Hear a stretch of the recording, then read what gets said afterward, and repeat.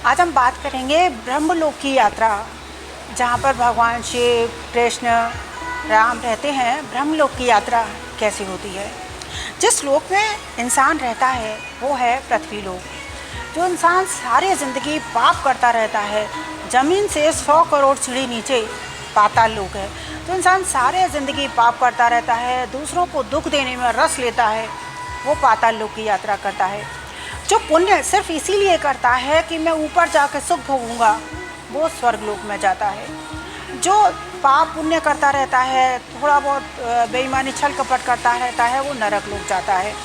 जो सारे ज़िंदगी पूरी ज़िंदगी होश में रहता है, जिसका संकल्प ये होता है कि भूल से भी भूल ना हो, वो ब्रह्मलोक की यात्रा करता है। जो पूरे ब्रह्मांड में अपने दर्शन करता है, अपने में पूरा ब्रह्मांड देखता है, वो ब्रह्मलोक की यात्रा करता है। जैसे भगवान शिव और कृष्ण ये ब्रह्मलोक की यात्रा करते हैं।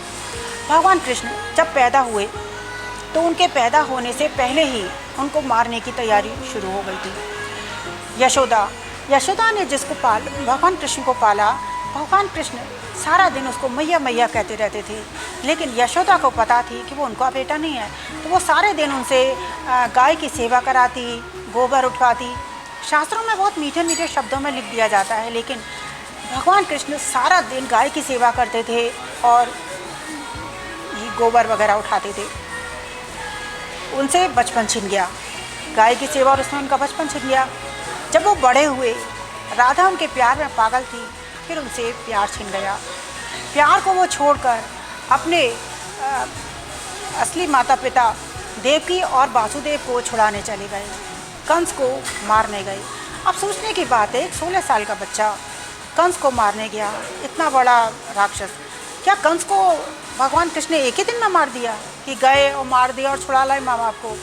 कितना टाइम लगा, कितने तरीके के उन्होंने युद्ध की नीति रची, कितने दिन।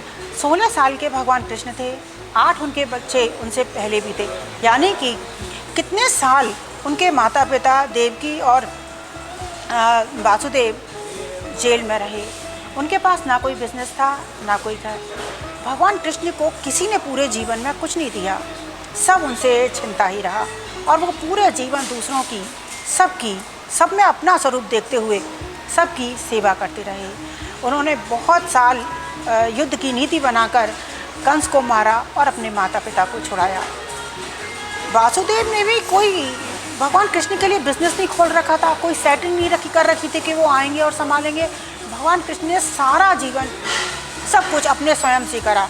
भगवान कृष्ण ने खुद माता पिता को छुड़ाया और उनको देखा, घर बनाया।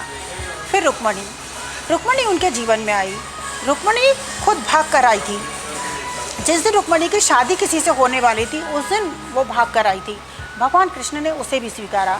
ना उसके रूप को देखा था, ना उसके गुण को देखा था, ना उससे कोई दहेज लिया, कुछ भी नहीं पता था, ना रूप पता, ना खानदान पता, ना गुण पता।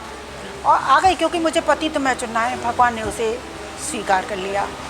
अंत में भगवान कृष्ण के बच्चे तक छिन गए। गांधारी ने महाभारत का सारा दोष कृष्ण पे मढ़ दिया, भगवान ने उसे भी स्वीकार करा। अब देखने की बात है, भगवान से सारे ज़िंदगी छिनता ही रहा। भगवान कृष्ण को कोई एक गिलास पानी देने वाला भी नहीं था। भगवान कृष्ण ने खुद सारा जीवन दिया और उन्होंने ब्रह्मलोक की यात्रा करी। इंसान क्या करता है? एक भाई ने जरा सी प्रॉपर्टी में 1 इंच भी बढ़ा लिया, कोर्ट केस हो जाता है। जरा सा फ्लैट में आगे बढ़ा लिया, स्टे हो जाता है। दौरानी जेठानी ने 1 चम्मच ज़्यादा ले ली, लड़ाई हो जाती है। इंसान छोटी, उसने गाली दे दी, वो चीख दिया, चिल्ला दी, इस पर इंसान कितनी बीमारियां पाल लेता है, डिप्रेशन में चला जाता है, ब्लड प्रेशर हाई कर लेता है, डायबिटीज़ कर लेता है। इससे हमको थोड़ा सीखना चाहिए कि यदि ज़िंदगी में छोटी छोटी चीज़ें हमसे चली जाती हैं, तो महान व्यक्तित्व को हमें देखना चाहिए कि उन्होंने क्या क्या चीज़ें अपने ज़िंदगी से छोड़ी और वो ऊपर की लोक की यात्रा करी। हम ना कुछ इस ज़िंदगी में लाए थे, जीवन टिका है नथिंग एवरीथिंग नथिंग पर। ना लाए थे, ना ले जाएंगे, और फिर नथिंग, फिर खाली हाथ रह जाएंगे।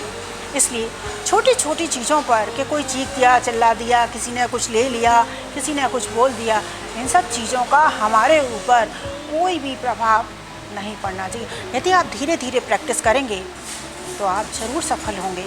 ऊपर के लोगों की यात्रा की तैयारी करो, नीचे गिरने की तैयारी मत करो।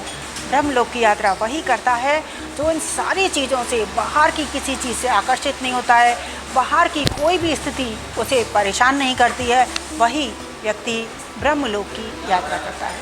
नमस्कार।